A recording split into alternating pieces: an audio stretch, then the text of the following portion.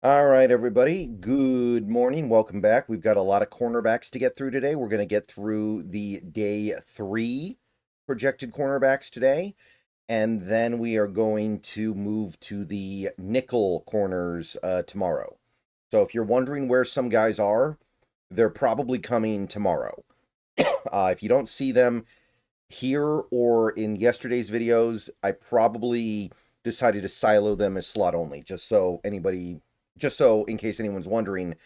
Okay, we're still on outside corners today, though, and we're going to start with Denzel Burke of Ohio State, 22 years old when the season starts. Uh, Decent size, a little bit undersized, but not terribly so.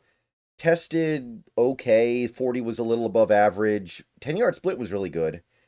Big boards, we got some fifth, we got some fourth, we got some third. The aggregate has him at the very top of the fourth round, so very late, or very early day 3 guy. Pretty good production the last couple years, although he really saw a downtick in his plays on the ball in 2024. Only 2 passes broken up that year, and he also gave up a much higher percentage of completions. So there did seem to be a little bit of 2024 regression here, but Denzel Burke played a lot of football at Ohio State over the years. I think he was a 4-year starter at Ohio State. He's a skilled press corner as well. He's good in press. He's good at really bothering receivers at the release point. He's pretty strong and he knows how to use it. He knows how to use it to win at the catch point. He knows how to use it to get physical with receivers. He's aggressive and savvy when he comes up to make tackles. He's really good in run support. He's really good at working through blocks. For the most part, he takes good angles and he moves well when he's in coverage. He's got good movement skills. He's able to change direction. He's able to keep up with stuff.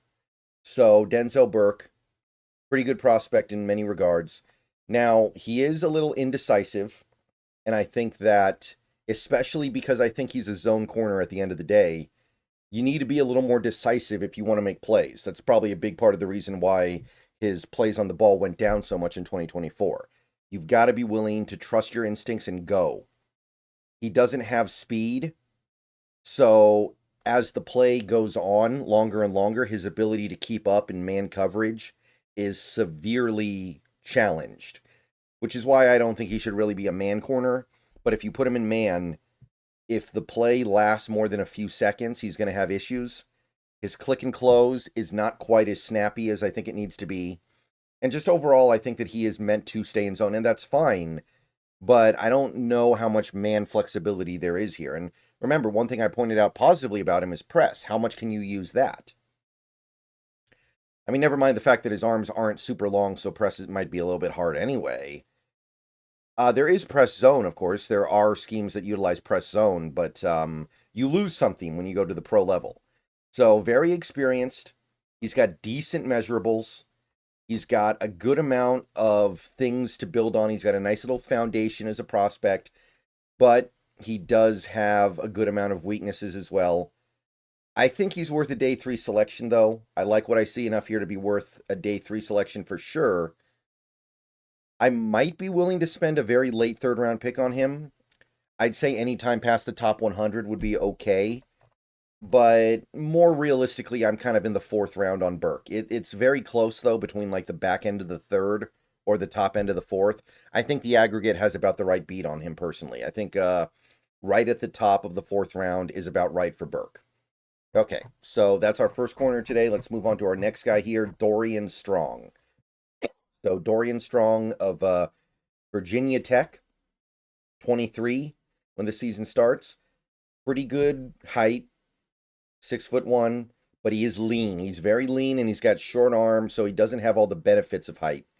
It's actually a little disappointing that he is so light and he is so short-armed that the benefits of being 6'1" are a little bit lost. Tested, not great, kind of slow, not very quick, not very explosive, just forgettable testing numbers. Big boards, the Draft Network is the one that likes him the best. They have him in the second. We got a little bit of third, we got a little bit of fourth, we got a little bit of fifth. It's a little all over, so the aggregate says early fourth, reasonable.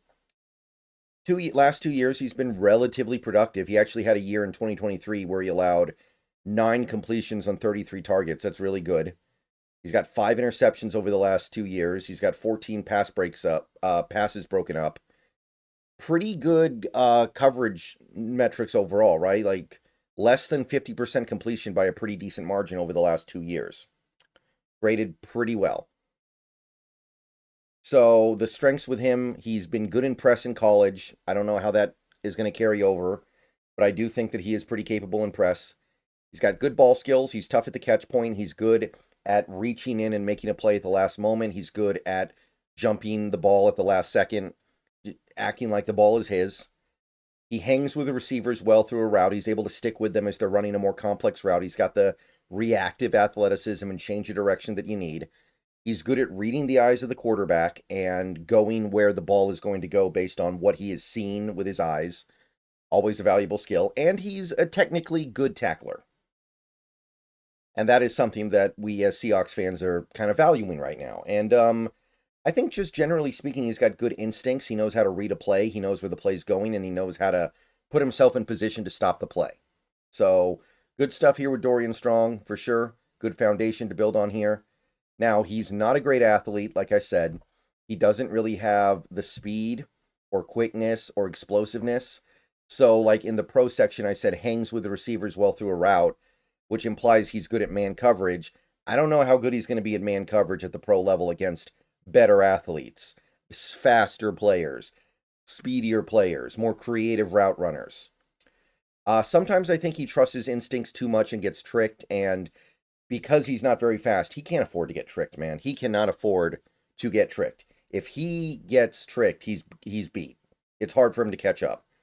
Doesn't always take the best angles to get to the ball carrier. Sometimes he seems like he's a little bit unaware of where he needs to be at certain times. And the arm length. I do wonder if sub 31-inch arms are going to be able to press the way that he was able to press in college at Va-Tech. So just kind of a frustrating lack of athletic traits, because there is some stuff here that I like. I like his instincts. I like the way he reads a play. I like the way he reads the quarterback. I like the way that he can play facing the line of scrimmage and read what's going on in zone. But he's such a lackluster athlete, you know that there are better guys out there. However, I think that the instincts are very valuable. It's hard to teach that. He does everything he can to maximize his production and contribution, so I am ultimately a fan. I wish he was a better athlete. If he was, he'd probably be a much higher pick. But I still think Dorian Strong is going to find a way to have success the same way other slower, less athletic cornerbacks do, by being very instinctual and smart. So I'd go late third rounder on this guy. I would love to elevate him more, and if he was a good athlete, I might even elevate him to like the mid to early second. But we're not there. All right, one more guy for this video. It's going to be Quincy Riley, a Senior Bowl standout, Louisville Cardinal, 24 years old, so pretty much an older prospect at this point. Little bit on the smaller side, but 5'11" is okay. He's got good weight. He's got a decent amount of weight to him, so that helps offset the height. Arms a little bit short, 31 inches. Hands are very small.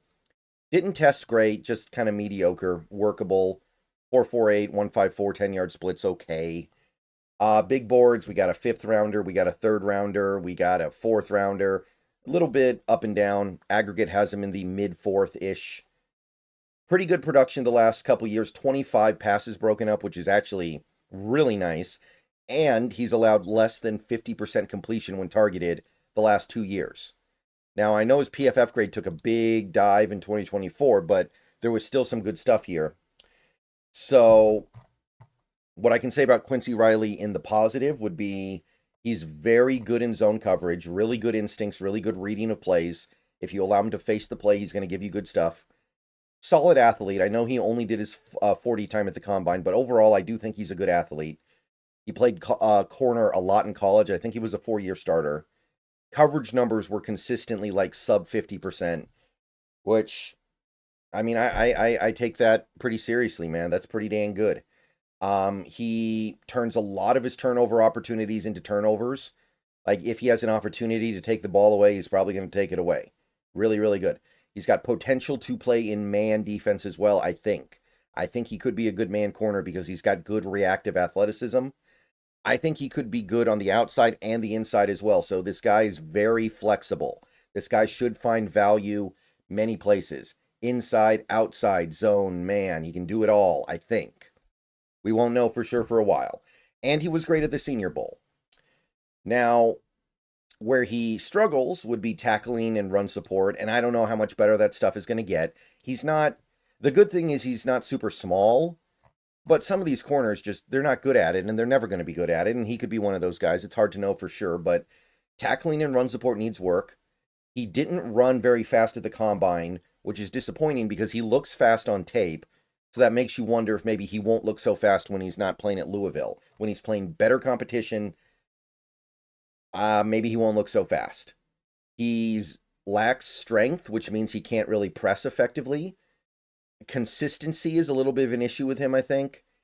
And he needs to develop confidence overall, in my opinion. So, Quincy Riley, there's a lot to like here.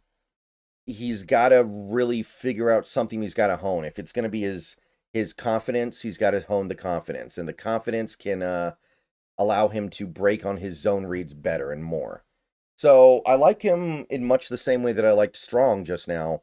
He's got a lot of positives and a lot of negatives. But I think the foundation to build on here is great. He's got a lot of work to do to get an NFL caliber package of skills going, but I think that the starting point is strong, and he could be good in any scheme and any system almost. So once you get past that top 100, once you get to like that very late third round or early fourth round, I'm in. So yeah, that's another guy who I would not hate spending a third round pick on. Okay, guys, that's it for this video. See you guys in about an hour and a half. Go Hawks, more corners coming up.